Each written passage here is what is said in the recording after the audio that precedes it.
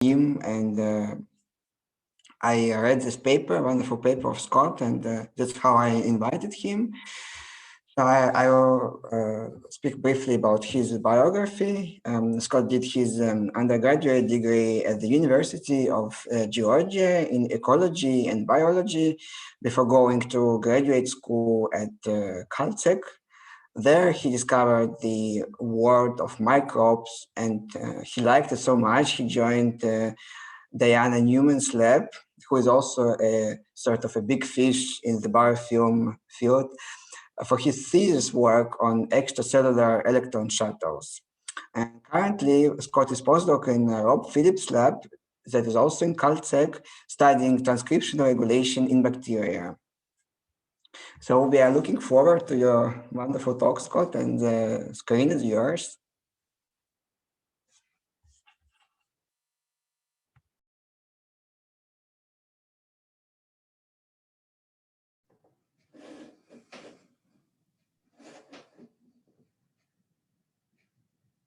Thank you so much for inviting me, Antonio. Just a second.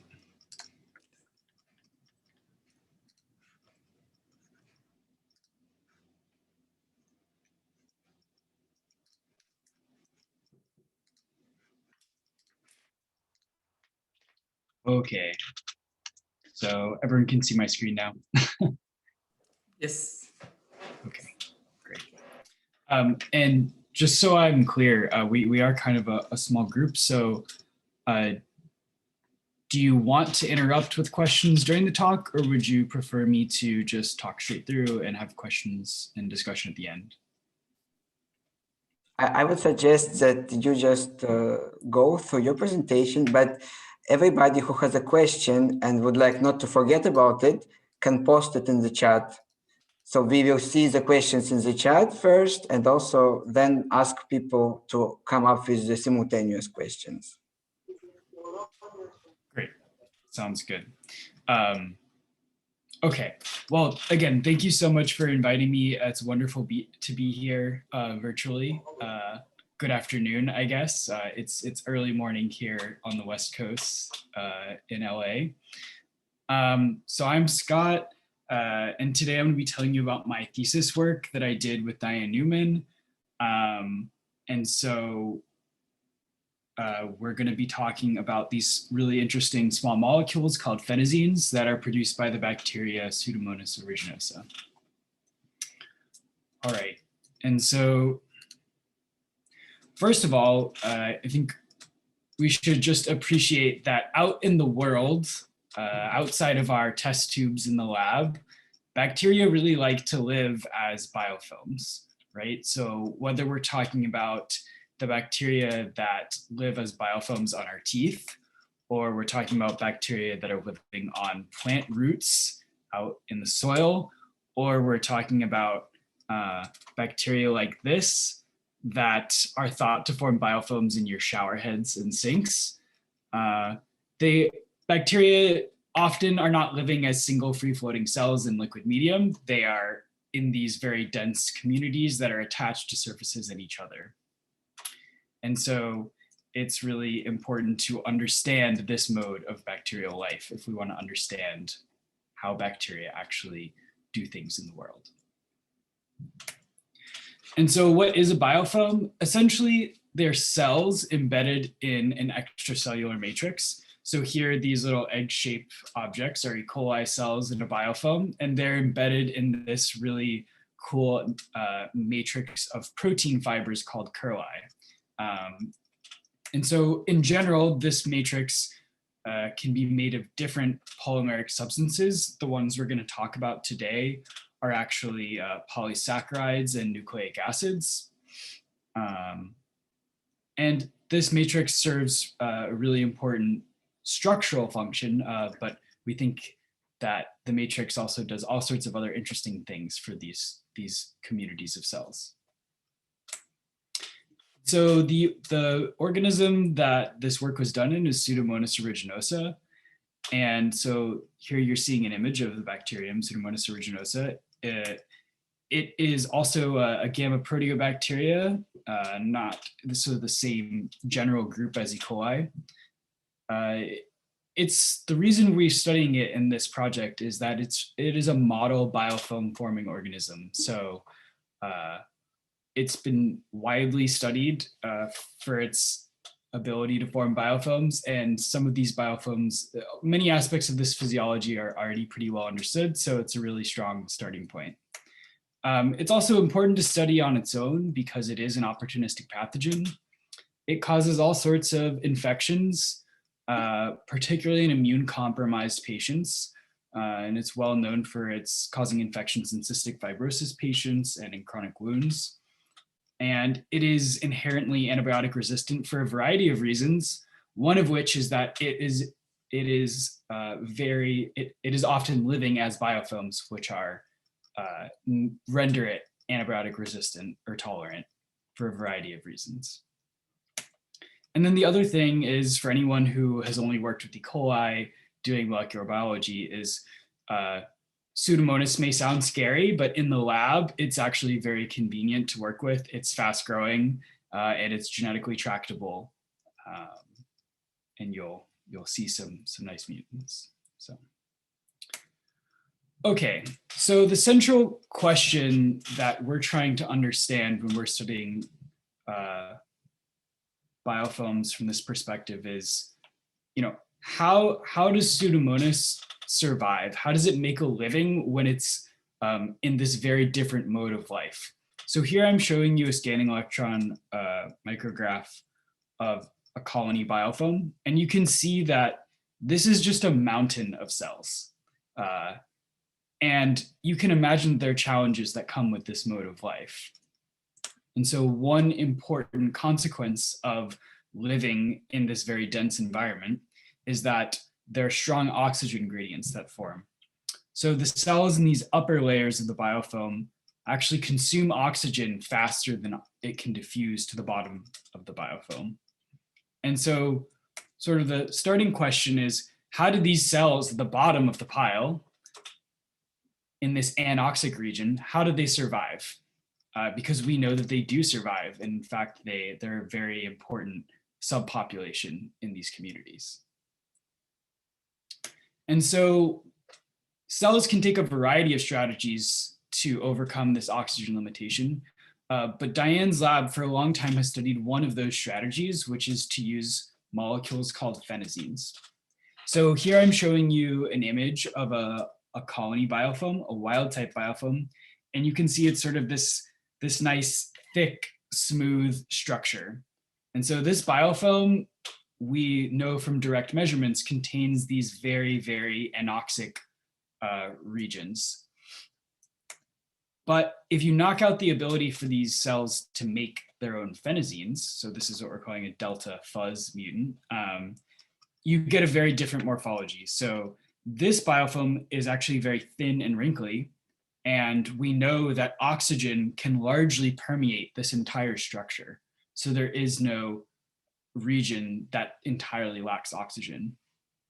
And so we think that phenazines play an important role in actually supporting the survival of these oxygen-limited cells in the wild-type biofilm. We can also look at that in a different way by putting these cells in a certain liquid culture condition without oxygen. And under the right conditions, we can get the cells to survive for weeks in this manner when they have phenazines, but without phenazines, they will die many orders of magnitude. And so just so we're on the same page, what is Pseudomonas using oxygen for? Why does it even need it in the first place? So Pseudomonas is a largely respiratory organism. So it is respiring oxygen in a similar way to the mitochondria are in your cells, right? And more generally, we're thinking about metabolism. What cells need to do is they need to take electron donors and move electrons onto electron acceptors, right? So in this case, we can think about electron donors like sugars, like glucose, and essentially all of cellular metabolism is ripping the electrons off and passing them to higher and higher potentials. So that's positive redox potential. and it's conserving the energies changing, the energy changes in this process in useful ways, such as ATP and the proton motive force. And then the last thing that I want to make sure we're on the same page about is just some terminology that I'm going to use, which is when we're talking about redox and electron transfer and metabolism. When I say oxidized, I'm referring to something that lost an electron or lacks an electron. And when I say reduced, I mean something that gained an electron or currently has an electron.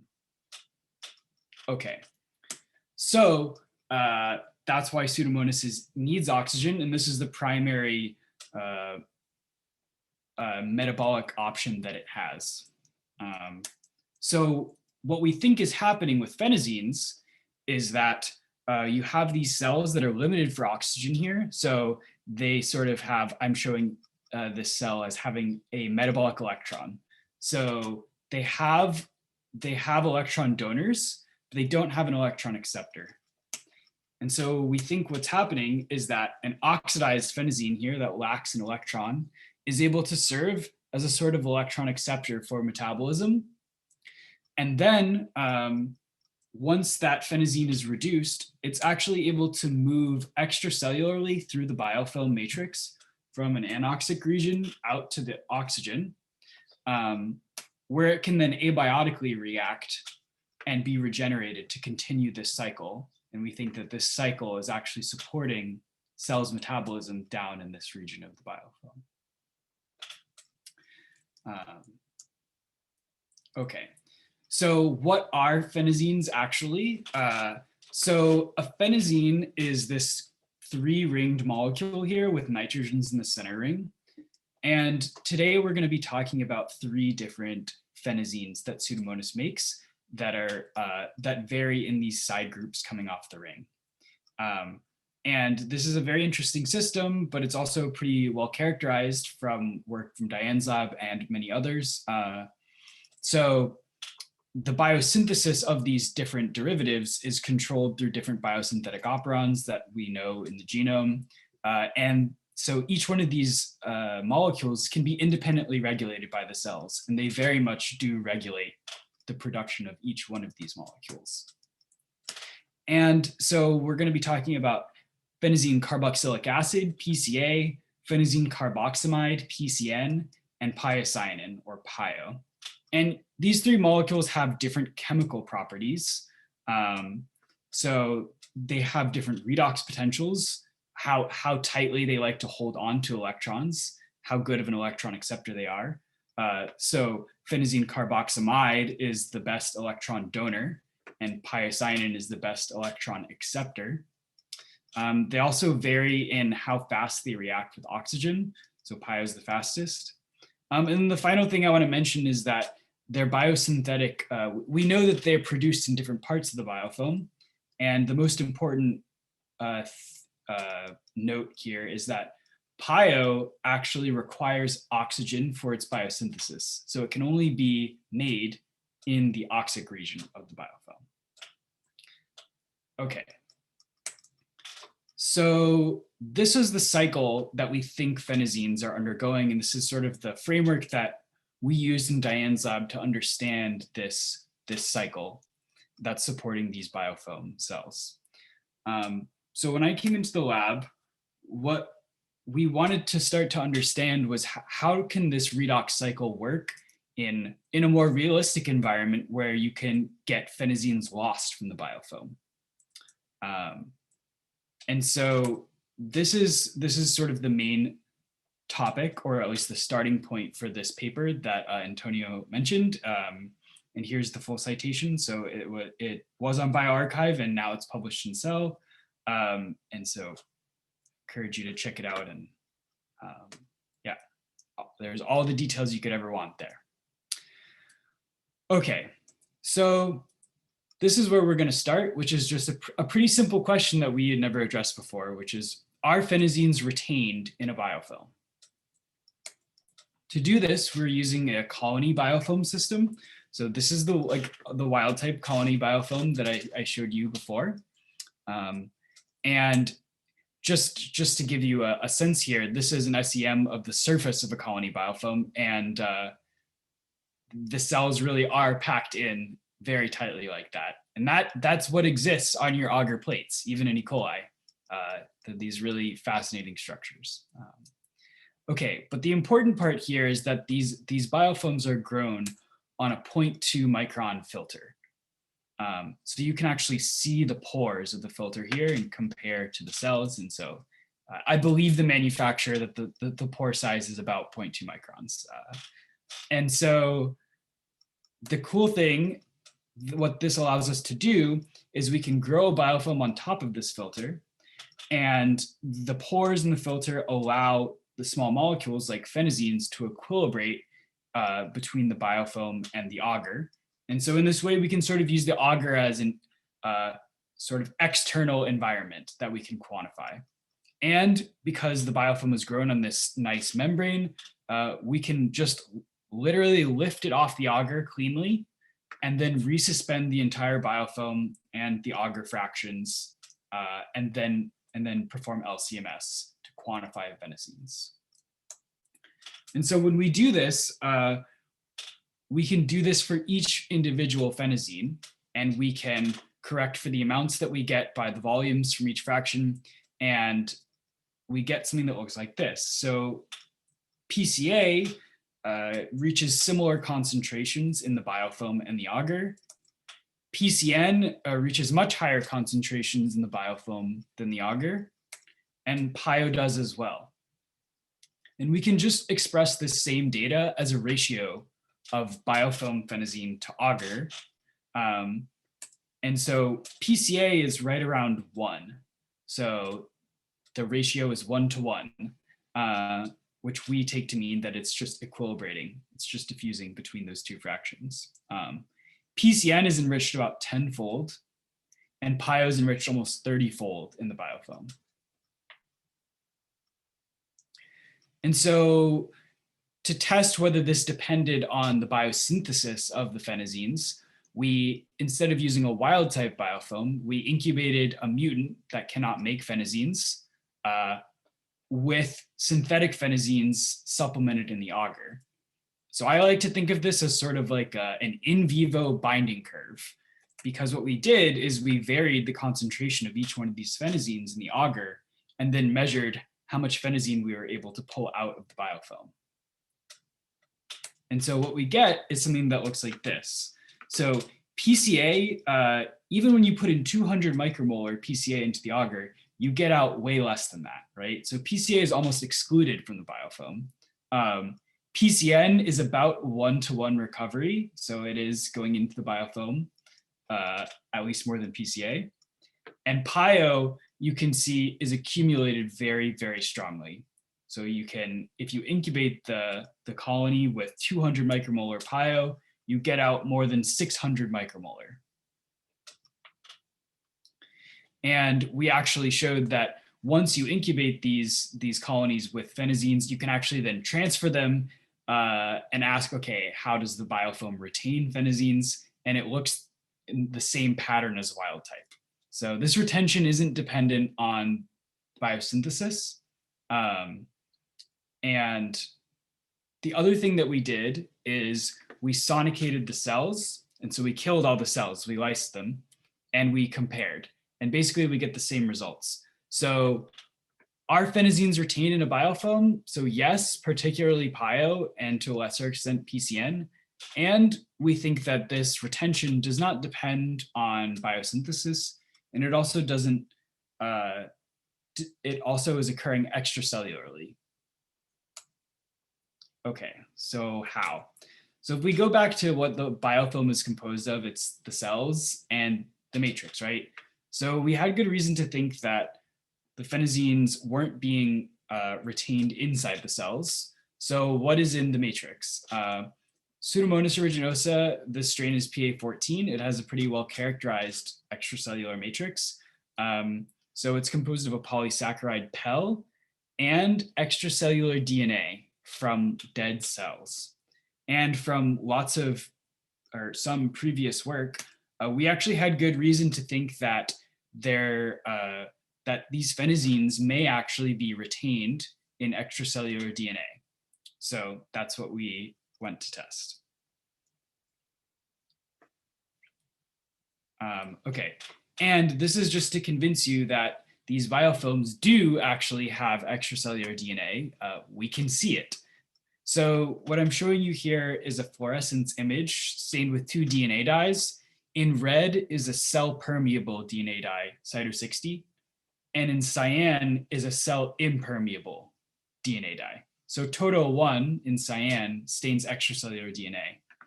And what you can see, actually, this is a different type of biofilm, but you can see it really nicely here, is these red dots are individual cells, and they're actually stuck in what looks to be these long fibers of extracellular DNA. When we take images like this in an actual colony biofilm, which is the system I'm showing you here, we get really interesting images like this. So these are the individual cells on the surface of a colony biofilm that you can see faintly here. And you can see that there are all sorts of interesting DNA structures in this biofilm. So this is what looks to be simply a dead cell. You can see it's got a pretty clear cell shape there. This is what looks more like a cloud of diffuse extracellular DNA. And then you see these really interesting, what look like spheres of DNA. So I don't know whether these are exploded cells or something different, but suffice to say that there is a lot of extracellular DNA in these biofilms.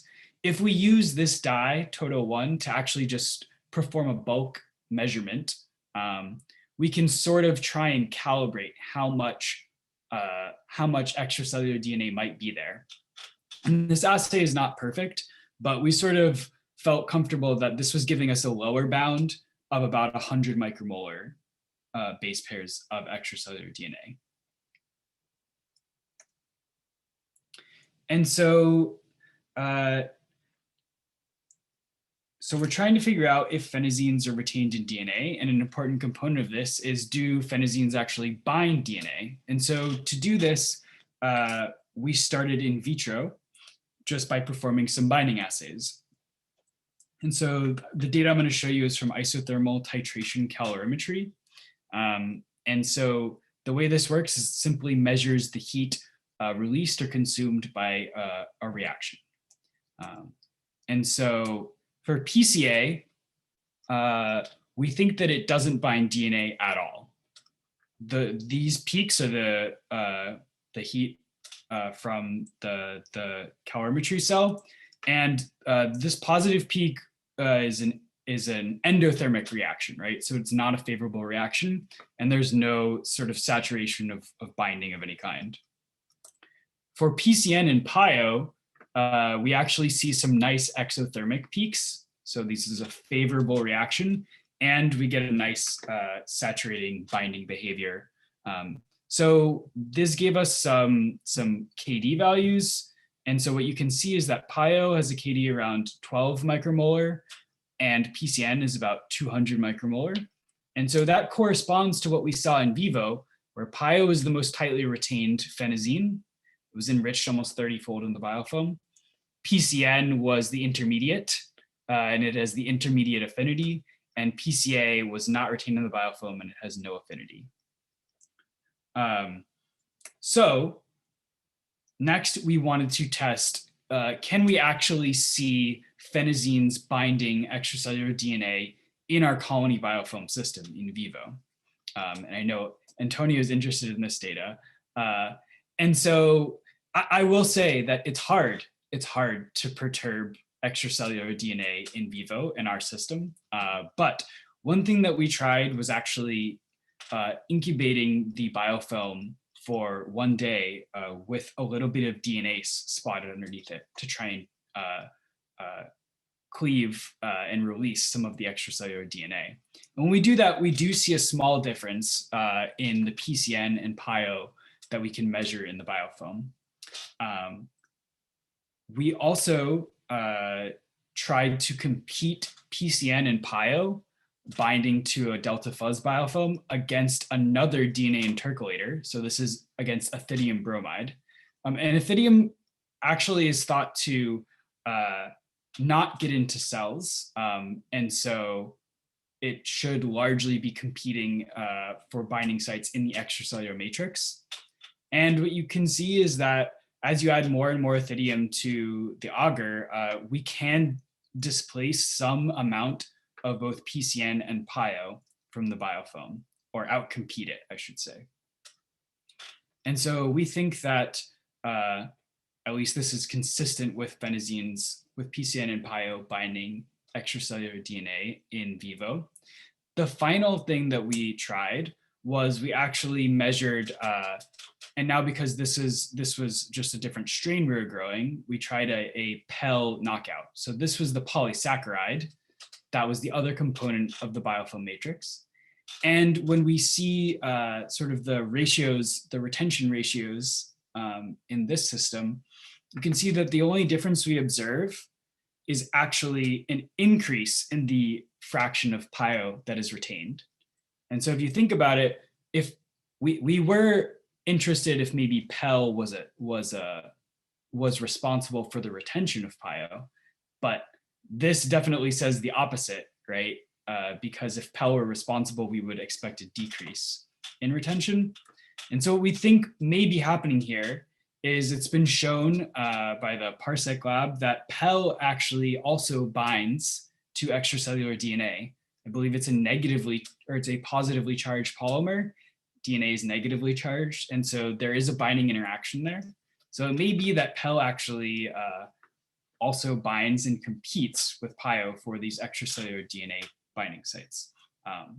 So each one of these in vivo experiments is not perfect, but together I think they paint a picture where we are getting very limited loss, particularly of PYO, and that there is a binding interaction with extracellular DNA that is mediating this retention.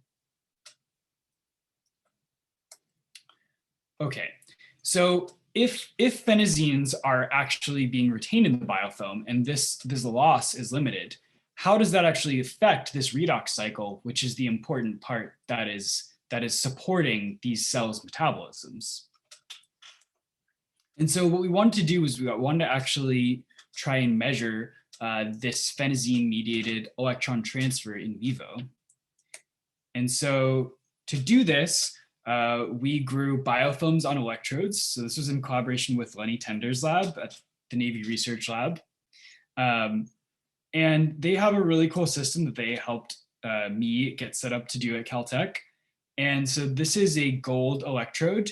It's called an IDA, an interdigitated electrode array. And we can grow them in these temperature and gas controlled chambers here. And we can grow biofilms on them. And this is an example of one. So what you're seeing in black here is the transmitted light. So this is the structure of the actual electrode. And again, you're seeing these two DNA dyes for all DNA in red and extracellular DNA in cyan. And you can see that they form this crazy sort of structure all over the entire electrode array. And so this is the biofilm that we're working with. And if we zoom in a lot, you can see that there's there are lots of cells that are directly on the surface. There's matrix on the surface, but there's also this sort of wild 3D environment that sort of forms these sheets over the entire electrode array. But it's, yeah, we can actually see live cells directly on the electrode also. Okay, and so this is work that was performed by Fernanda in Lenny's lab.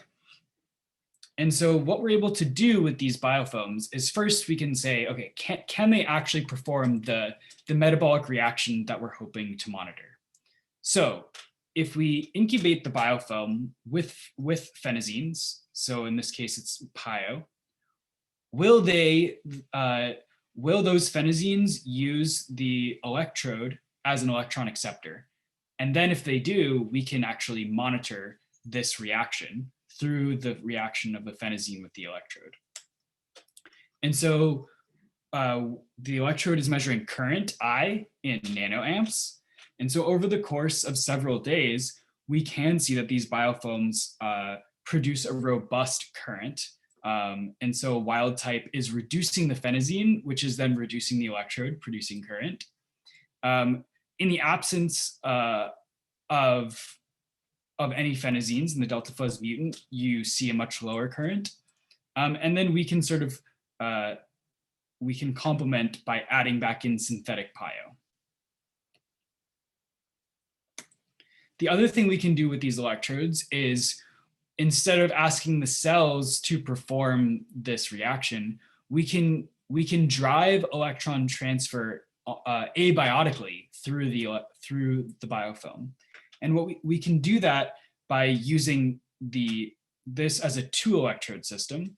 So this electrode is still an electron acceptor or a collector, but on the other side, we actually use it as a generator. So the electrode will sweep from a oxidizing to a reducing potential. And as it gets reducing, it will become a good electron donor, and it will drive current if there's something that can support this, this electron transfer across the gap. And so what we see is that for Wildtype, as the electrode reaches a potential that can start to reduce PYO, we see a rise in current that is sustained across this generator-collector gap. This is the same pattern that we see when we give a delta fuzz biofilm PYO, and without PYO, the delta fuzz biofilm does not support sort of any more than a baseline level of current. So we think that it's, yeah, that was really cool. It's showing that PYO can actually support this electron transfer through the biofilm. And so next we wanted to ask, okay, do these electrode biofilms retain PYO in the same way that our colony biofilms do? So to do this, we sort of had multiple reactors here. One has PYO that we are soaking into the biofilm. And then in the other, it is just a media. It's just media in there. And so we can specifically measure the PYO that is associated with the electrode without worrying that we're measuring something in, in the background solution, right? And so what this looks like is we can actually measure current using a 1-electrode measurement called square wave voltammetry. And it gives you these cool peaks that look like this. And the only important part of this, this electrochemical measurement is that this peak, so this peak I square wave voltammetry, is proportional to concentration of our redox molecule. So the peak height tells you how much PYO is there. And so what happens is, as we transfer this biofilm from this soak reactor to what I call the transfer reactor, we can monitor how much PYO is in the biofilm at each point in time. And what you can see is that it takes about 45 minutes for sort of all of the PYO to equilibrate with the surrounding medium. And we can compare that, these biofilm measurements, to simply a blank electrode that has no biofilm on it. And you can see there's a very clear difference. As soon as you start measuring, you have to measure actually way faster to even see it. As soon as you start measuring this experiment for a blank electrode, it's almost all gone. But for the biofilm, it has a much slower decay here. So we think that these biofilms are also retaining phenazines, or retaining PYO, in the same way that our colony biofilms did. And so what we really wanted to use this system for was to measure electron transfer in vivo, and I think we were able to do that. But we wanted to go a step further and specifically compare PYO loss to this PYO electron transfer. And to do that, we express both as diffusion coefficients, which may be confusing, but I'm going to try and explain it to you. So an electrode simply sees electrons, right? But when we're using electrochemistry to infer things about the actual molecules that are driving this electron transfer, there's actually there's a rich theory here. And so the current that you get from an electrode is actually dependent on this sort of perceived apparent diffusion coefficient. And so under normal, just classical conditions, this diffusion coefficient is simply the diffusion coefficient of the redox molecule in solution. So how fast does this molecule reach the electrode dictates how much current you can get, basically. But because the electrode only sees electrons, anything that causes electrons to flow faster across this gap or through this system also affects this sort of perceived apparent diffusion coefficient.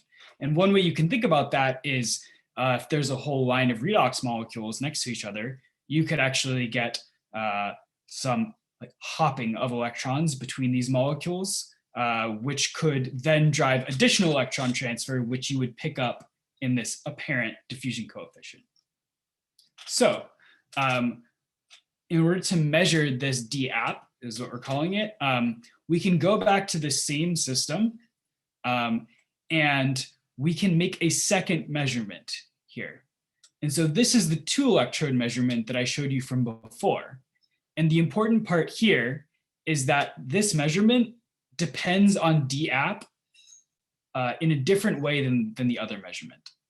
And so what we can do is we can actually pair these measurements and compare them over time at each one of these points. And so because this measurement depends on the square root of Dap, and this measurement depends on Dap directly, when we plot them against each other, we can actually write down exactly what this slope is in these terms. And you can see that the slope itself is dependent on the square root of Dap. And so we were able to fit this type of data and actually estimate this Dap for the biofilm. And what we can do is we can compare it to just PYO diffusing in solution, synthetic PYO at a blank electrode. And you can see that what we measure in the biofilm is pretty similar to the electrode. So it's as fast as a molecule just freely diffusing in solution. So that's how we measured the electron transfer that PYO is generating through this diffusion coefficient Dap. Next, what we wanted to do is actually measure this diffusion coefficient that controls how fast PYO is lost from the biofilm. And so to do this, we went back to this set of data and we just reanalyzed it in a different way. And so what I didn't tell you here is that these fits are not just arbitrary fits. These are actually a very simple diffusion model that we derived. And so this is the expression just for if you just have a point source of a molecule diffusing away from a boundary, this is the decay that you would get. And so we were able to actually rewrite this expression in terms of the electrochemical parameters here. And we can actually then fit this decay in these known terms. And from that, we can infer, so this decay parameter A is actually proportional to 1 over this D loss term. And again, from that, we can actually fit for D loss in both the blank and the biofilm. And so when we do that, you can see that in the blank biofilm, this D loss term is pretty much the same as Dap. So this is what you would expect for just the simplest case where you have a molecule diffusing in solution and reacting with the electrode. But in the biofilm, you can see that this D loss term is actually much, much slower than Dap.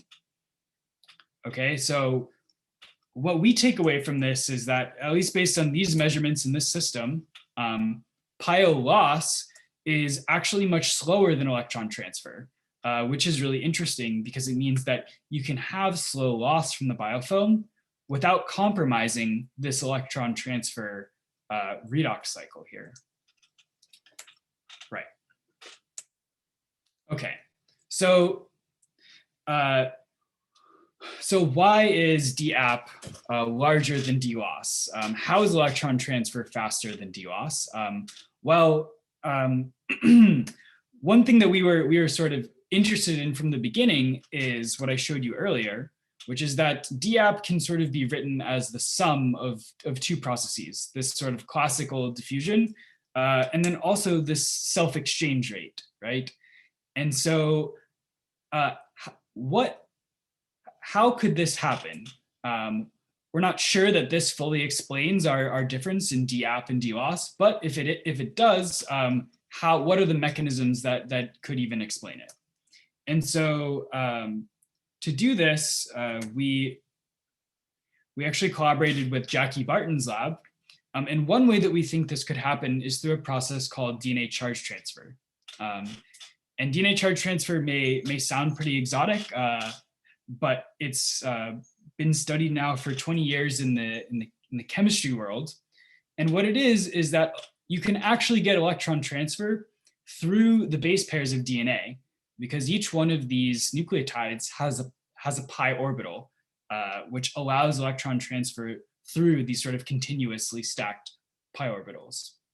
So what we did is we actually made these DNA modified electrodes, and this was mainly done by Edmund Say, who was a postdoc in Jackie Barton's lab. And so we covalently tethered a phenazine. In this case, it was PCN. It was mainly due to the synthesis of these molecules, but this is at the molecular level, this tether is exactly PCN with a carbon linker coming out of it. And so we can make these DNA modified electrodes, and we can compare the signal we get in a well-matched DNA strand to the signal we get in a DNA strand that contains a single mismatch.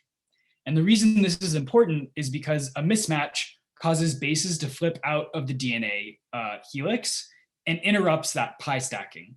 And so this is sort of the classic perturbation that you would make to say, is this signal DNA charge transfer or not?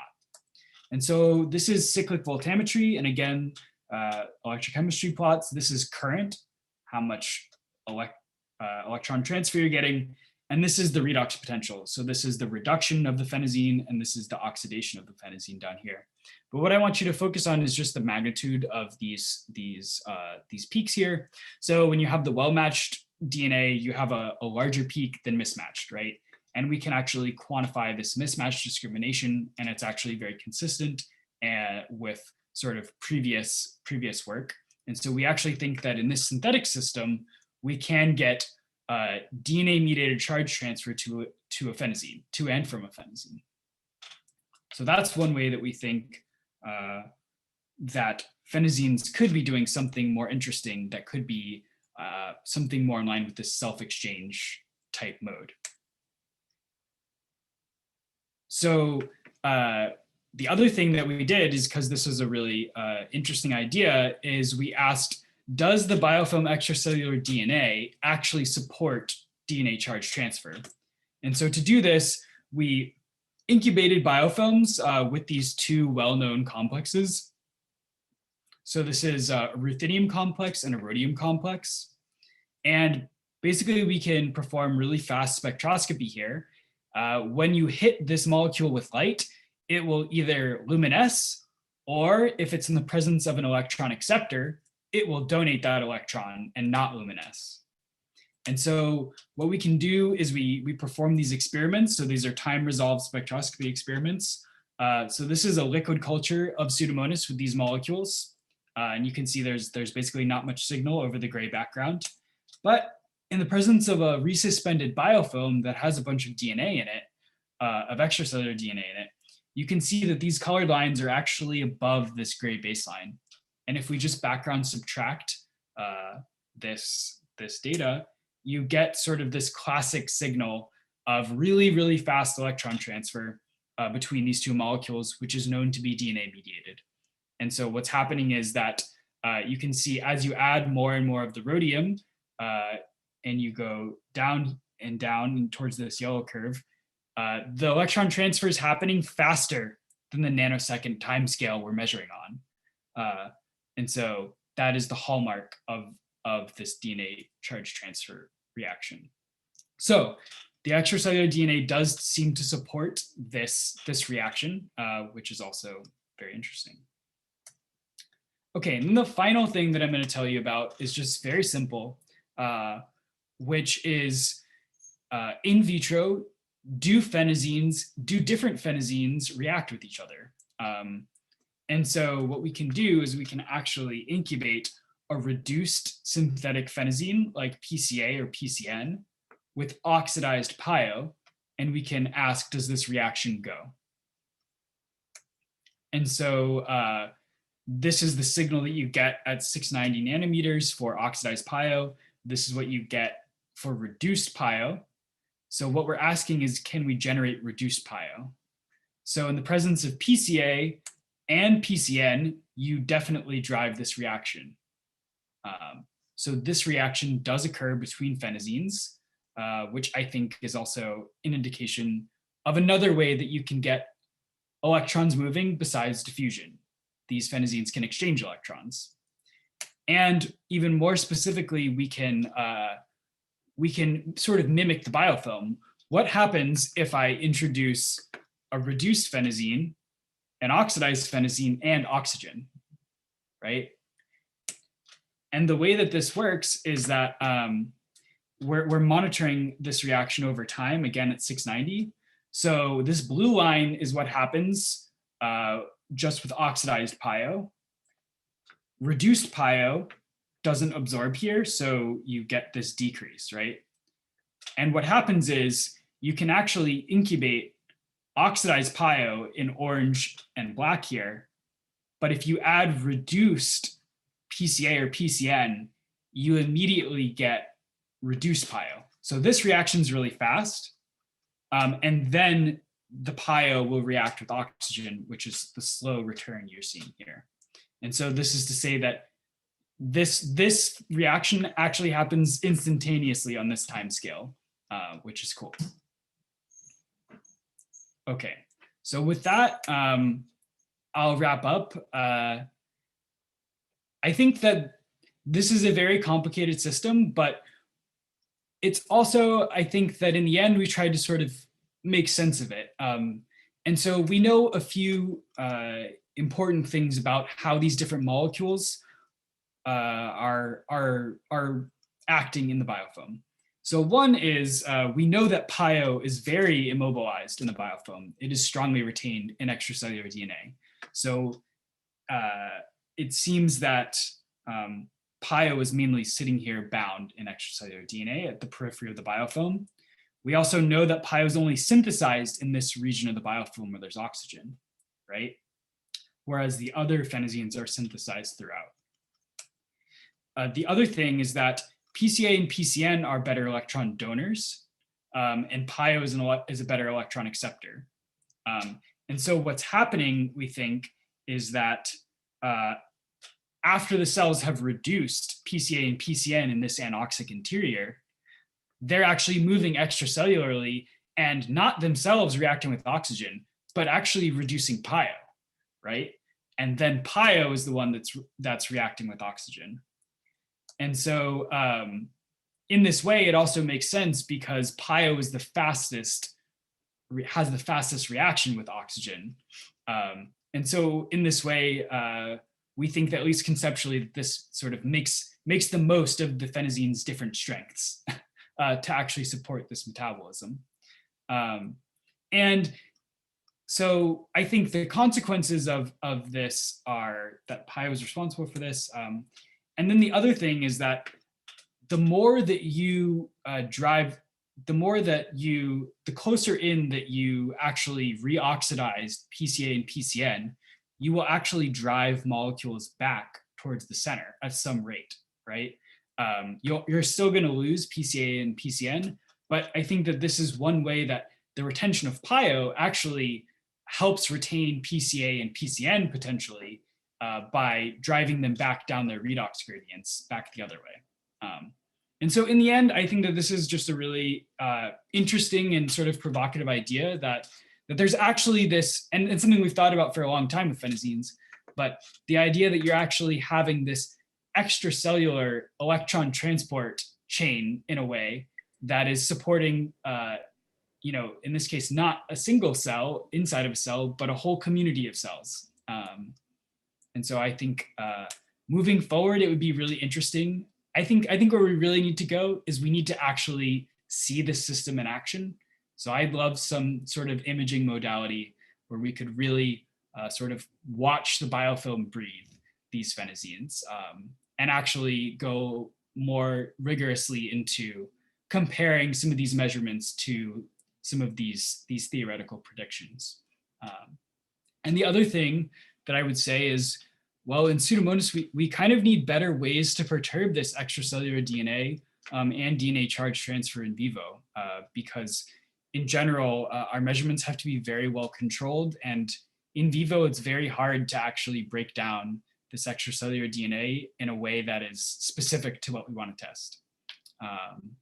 And then finally, I think electron shuttling and this idea of extracellular electron transfer is really interesting, and we're always seeing new cool examples of this.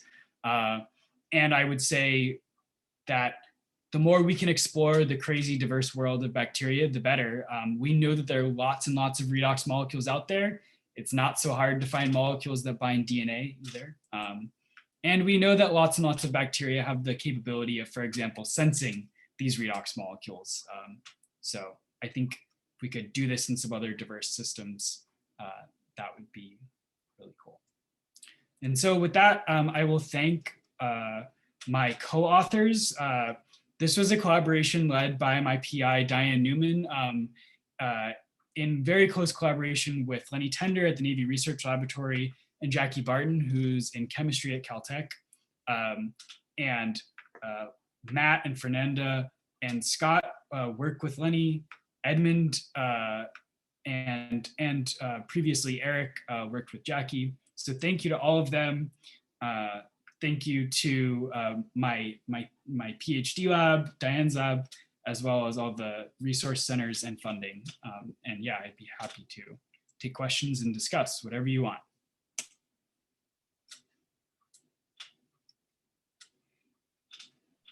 Thank you very much for your wonderful presentation, Scott. I think the topics that you addressed has a very different facets, and I was impressed by a combination of the sciences and the methodologies that you have used. So I have questions, but I think